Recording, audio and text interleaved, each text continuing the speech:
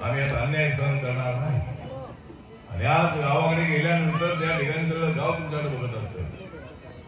गावाकडे तुम्ही गेलात तर सगळ्या गावात अलग तुमच्याकडे असतंय का या कामराज नगर मधून आलाय, मुंबई मधून आलाय, आणि आपले कपडे बघून गावातले लोक थक होतात। अरे यांच्याकडे भरपूर पैसे आहे, सांगत होते जेवढाच नाही गावाला आम्ही प्रगती करतो आहोत। अजून आपल्याला मोठी प्रगती करायची आहे। आणि आज या ठिकाणी बुद्ध विहाराच्या उद्घाटनाच्या निमित्ताने गंगाराम बुद्ध विहार या नावाने बुद्ध विहार या ठिकाणी लोकार्पण सोहळा होतो आहे। पराग शहासाहेब हे या ठिकाणचे दुसऱ्यांदा निवडून आलेले आमदार आहेत आणि त्यांना ते आजारी असताना त्यांचा ऍक्सिडेंट झालेला असताना सुद्धा ते फार वेळेला प्रचारामध्ये आले नाही। आपण सगळे त्यांच्या पाठीत उभे राहिला आणि त्यांना आपण निवडून आणलेल्या दुसऱ्यांदा त्यांच्या फंडातून 25 लाख रुपये आपल्याला मिळाले।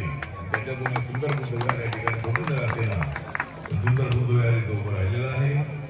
या ठिकाणी आपले भिक्खू तीनबोधी आदरणीय भिक्खू तीनबोधी आणि सगळा भिक्खूजन या ठिकाणी उपस्थित आहे। या ठिकाणी गौतम सोनवणे आहे।